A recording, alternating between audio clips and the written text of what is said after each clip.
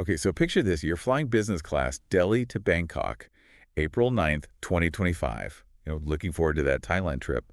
And then bam, something way weirder than turbulence hits. Yeah. A fellow passenger decides to use your seat, not for sitting, Oh, no? but as their own personal bathroom. What? Yeah, this is the crazy story that happened on Air India flight AI 2336. And we're going to really dive into it. Oh. You shared this story clearly. You're intrigued by the sheer oddness of it, maybe a little worried about your own future travel plans. So let's unpack this mid-air mishap. Yeah, for sure. This wasn't just like a spilled drink or something. right. This was a full-on peculiar event. I mean, come on. Business class, Delhi to Bangkok on a Wednesday. You'd expect a little more decorum. Totally. And the victim here, a managing director of a pretty big company. I can't even imagine the shock. No, not the kind of in-flight service you expect when you're paying a premium, that's for sure. Not at all. So the initial reports, they point to the culprit maybe having a few too many in-flight cocktails. Yeah, the elephant in the cabin, right? Yeah, literally, right.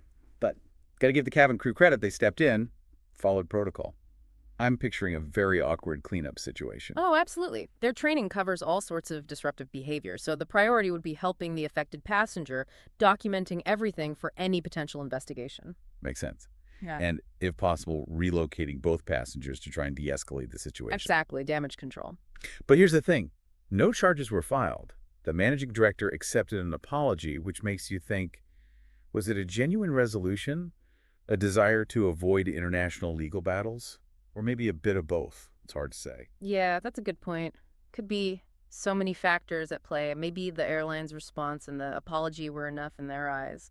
But it does raise the question of accountability if victims don't press charges. Right. And Air India's official statement was interesting. They called it an incident of unruly passenger behavior. A bit of an understatement. Yeah, you think. But they did emphasize the crew following procedure, offering support for filing a complaint.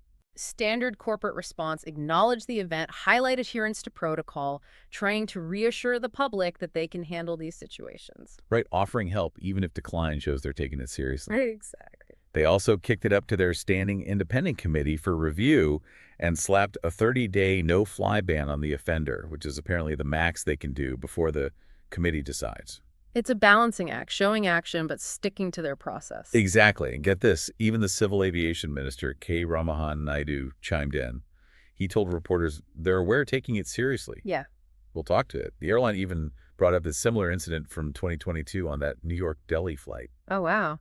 Yeah, it just shows this isn't a one-off fluke. Yeah. There's a pattern emerging, or at least a concerning precedent. Right. The minister getting involved shows how seriously the government's taking this, especially when it comes to passenger safety, and the reputation of Indian Airlines referencing that past case highlights that they're aware of these repeated incidents and are looking for solutions. Which leads to the big question, why does this seem to keep happening, especially on Indian flights?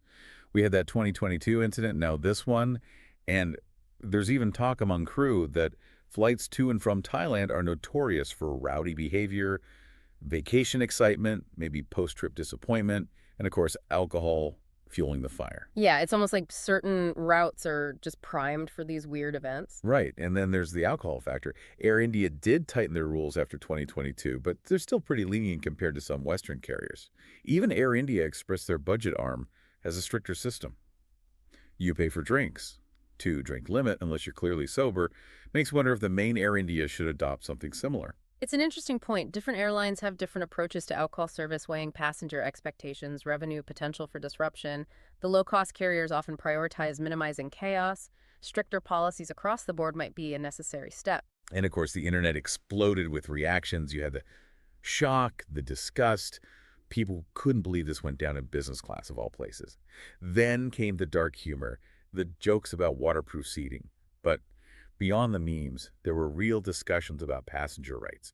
Airline responsibility calls for stricter rules like breathalyzer tests before boarding, harsher penalties for in-flight misbehavior. It makes sense the range of reactions reflects how bizarre this whole thing was, but those underlying concerns about safety, respect, accountability, they're valid. People want a more predictable and respectful flying experience. For sure. So looking ahead, Air India's committee will do their thing, and the Director General of Civil Aviation might step in too.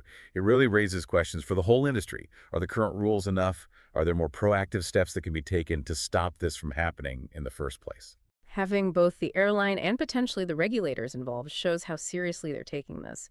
But these repeated incidents do point to a need to reassess the current strategies, maybe more passenger education, stricter enforcement of alcohol policies, or even tech solutions to monitor and manage behavior during flights. So the takeaway from this, well, messy situation is that even today, air travel can throw some truly wild curveballs your way.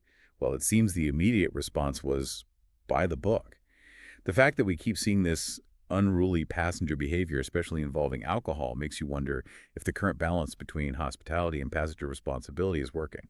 Absolutely. This is a stark reminder that things can go wrong in unexpected ways while airlines have procedures. The recurring nature of these incidents suggests we need to look deeper at the root causes and consider stronger preventative measures to ensure a comfortable, respectful, and safe experience for everyone up in the air. Couldn't agree more. And on that note, here's a final thought to ponder. Given this incident and others we've discussed, are the current regulations truly up to the task? Are there more innovative, even radical steps we could take to guarantee a more respectful and, let's be honest, drier journey for everyone? It definitely adds a whole new layer to the idea of turbulence. It does. So next time you're settling into your seat, think about this and maybe pack some extra patience and maybe an extra layer of protection just in case. Take place.